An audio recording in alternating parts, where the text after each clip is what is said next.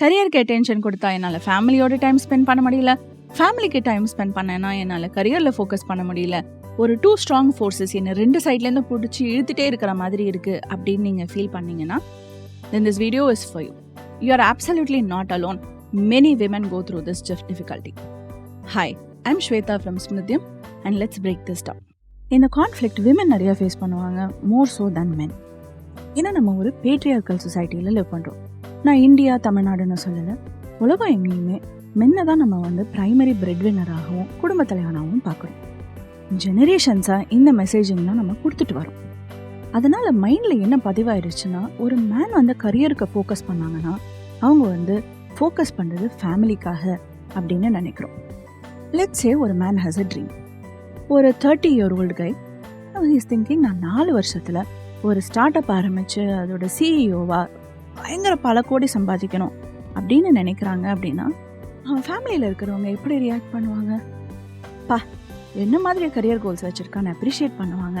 And குடும்பத்தை பார்த்துக்கிறதுக்காக அவங்க ஃபேமிலிக்கு எல்லாம் நடக்கணும், நல்லா பார்த்துக்கணுங்கிறதுக்காக சம்பாதிக்கிறான் அப்படின்னு சொல்லிட்டு அந்த கரியர் கோலையும் ஃபேமிலி கோலையும் ஒன்றாவே தான் பார்க்குறோம்.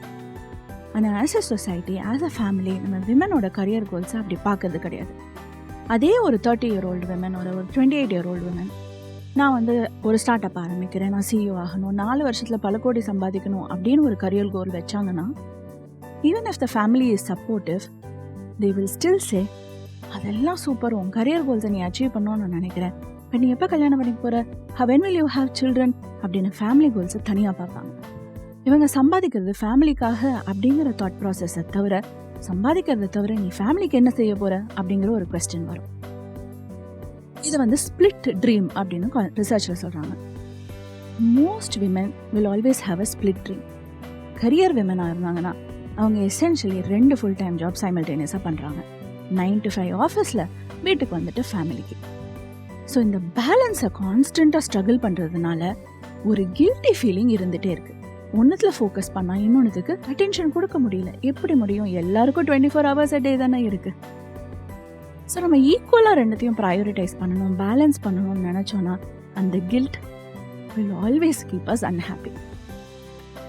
அப்போ இதை எப்படி மேனேஜ் பண்ணணும்? சீசன்ஸ் ஆஃப் லைஃப் ஃப்ரேம் ஒர்க்னு ஒன்று இருக்குது. இது பெஸ்ட்டு ஐடியல் ஃப்ரேம் ஒர்க் அப்படின்னு நான் சொல்ல மாட்டேன். ஆனால் நம்ம பேலன்ஸ் பண்ண ஸ்ட்ரகிள் பண்ணும்போது this is a good place to start.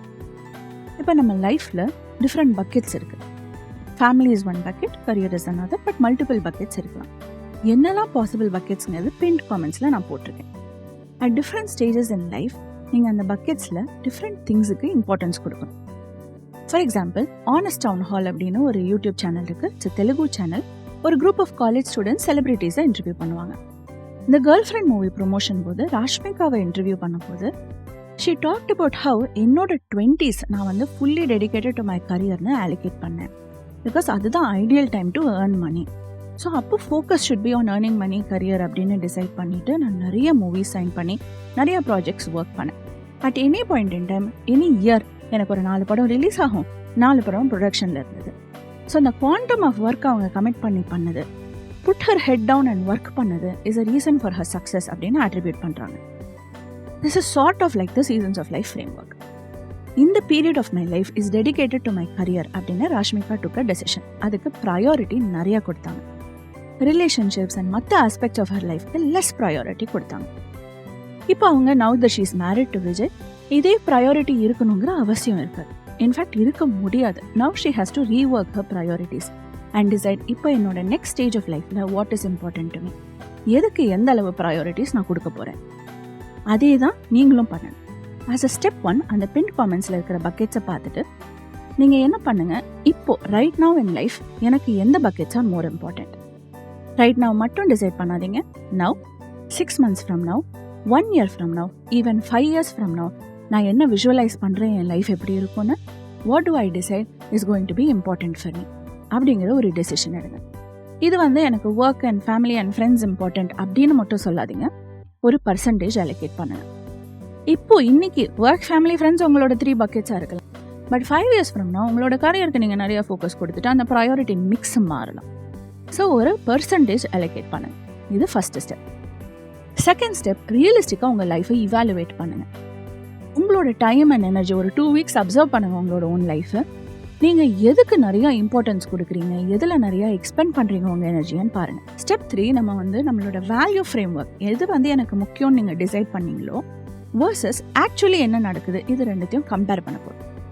Compare பண்ணும்போது இதில் மிஸ்மேட்ச் நிறைய இருக்குது அப்படின்னு நீங்கள் ரெக்கக்னைஸ் பண்ணிங்கன்னா that is probably the reason for your guilt. That is probably the reason நீங்கள் ரொம்ப கான்ஃப்ளிக்டடாக ஃபீல் பண்ணுறீங்க. So as close as possible நம்ம வேல்யூ பண்ணுற ப்ரையாரிட்டி மிக்ஸுக்கு எவ்வளோ க்ளோஸாக நம்ம லைஃப்பை அமைக்க முடியுமோ நம்ம அமைக்க ட்ரை பண்ணணும். அப்போ சாட்டிஸ்ஃபேக்ஷன் லெவல்ஸ் ஜாஸ்தியாகும். இந்த ப்ரையாரிட்டி மிக்ஸை நீங்கள் டிஃபைன் பண்ணும்போது கூடவே இன்னொரு விஷயம் பண்ணணும். And that is called strategic neglect. நெக்லெக்ட்னா ஒரு விஷயத்துக்கு நம்ம அவ்வளோவா முக்கியத்துவம் கொடுக்காம அதை இக்னோர் பண்ணுறது நெக்லெக்ட் பண்ணுறதுன்னு சொல்லுவோம். ஸோ நீங்கள் எப்போ இந்த பக்கெட்ஸ் எனக்கு இந்த point and time of my லைஃப்பில் இம்பார்ட்டண்ட், இதில் தான் நீங்கள் ஃபோக்கஸ் பண்ணுறேன் அப்படின்னு கான்ஷியஸாக டெசிஷன் எடுக்கிறீங்களோ அப்போவே இதுக்கு நான் அந்தளவு அட்டென்ஷன் கொடுக்க போகிறது இல்லை அப்படின்ட்டு கான்ஷியஸாக டிசைட் பண்ணுங்கள். நமக்கு நிறைய வாட்டி லைஃப்பில் நிறைய விஷயத்த நம்ம நெக்லெக்ட் பண்ணுறோம். ஃபார் எக்ஸாம்பிள், ஒர்க்கில் நிறைய ப்ரெஷர் இருக்குது, பிஸியாக இருக்கீங்க, உங்கள் ஃப்ரெண்டு பர்த்டேயை நீங்கள் மறந்துருக்கலாம். இது நீங்களாக டிசைட் பண்ணி நெக்லெக்ட் பண்ணல, நீங்கள் முடிவெடுத்து ஸ்ட்ராட்டஜிக்காக பண்ணலை. சிச்சுவேஷன்னால, வெளியே ஃபோர்ஸஸ்னால உங்கள் மேலே இம்போஸ் ஆன ஒரு நெக்லெக்ட் இது. இந்த மாதிரி நெக்லெக்ட் ஆகும்போது ஒரு கில்ட் வரும். ஐயோ, என் ஃப்ரெண்டு பர்த்டே விஷ் கூட பண்ண மறந்துட்டேனே அப்படின்னு. இப்போ நம்ம 2 விதமாக ரியாக்ட் பண்ணுவோம் இந்த மாதிரி கில்ட் வந்துச்சுன்னா. ஒன்று, நம்ம ஓவர் காம்பன்சேட் பண்ணுவோம்.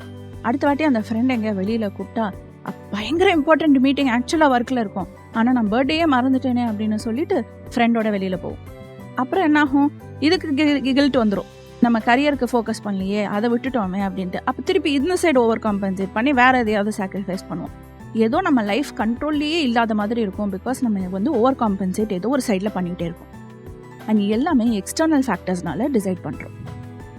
இல்லை அப்படின்னா அந்த கில்ட்டி ஃபீலிங் இருக்கிறதுனால ஃப்ரெண்டோட ரிலேஷன்ஷிப்பை அடுத்த வாட்டி நம்ம பேச மாட்டோம்.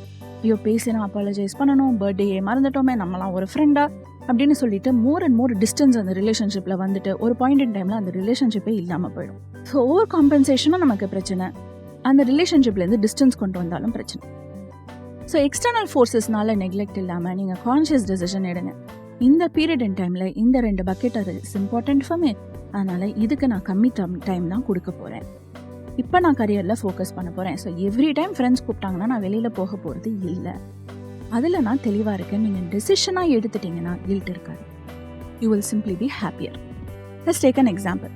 நீங்கள் ஒரு பன்னீர் ரோஸ் செடி வச்சு வளர்க்குறீங்க. ரோஸ் எப்பவுமே பூக்காது, வின்டர் மந்த்ஸில் தான் நிறையா பூக்கும்.